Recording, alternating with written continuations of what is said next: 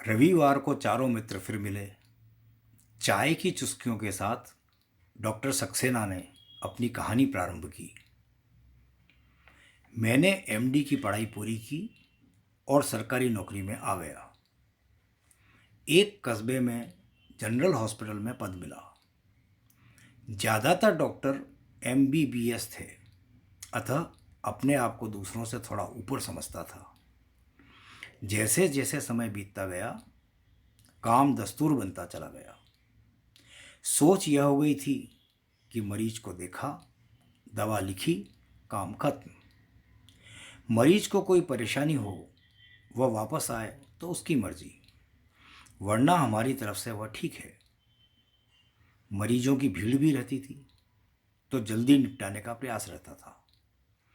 कहीं चूक रह जाए यह संभावना भी थी, पर स्वयं पर अति विश्वास के चलते उस पर ध्यान नहीं था। एक दिन ओपीडी में एक 15-16 साल का लड़का आया। उसके व्यक्तित्व में एक अजीब सी कशिश थी, ऐसी कि याद रह जाए। वह ज्वर, सर्दी, जुकाम से पीड़ित था।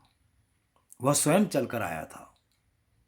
सामान्य जांच कर दवाइयाँ लिख दी, वह चला गया। 5 दिन पश्चात वह फिर आया। हालत खराब थी। साथ वाले लिटाकर लाए थे। जांच करी तो एक धक्का सा लगा। उसकी किडनी प्रभावित थी। डायलिसिस की आवश्यकता थी।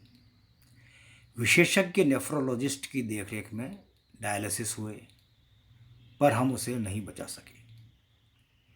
पहली बार बेबसी का एहसास हुआ। एमडी की पढ़ाई में सीखी जांचों में ध्यान रखने की बातें, मरीजों को दी जाने वाली हिदायतें याद आने लगी।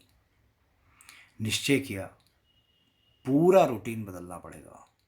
मरीज को जांचना, दवा लिखना, मरीज को समझाना, सब नए सिरे से सुधारा।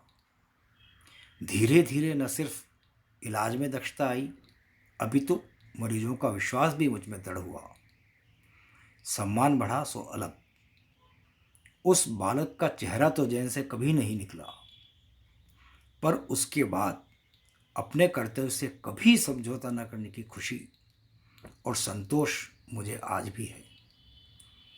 अगले एपिसोड में सुनेंगे प्रोफेसर के चतुरंगी गुट के तीसरे सवार की कहानी।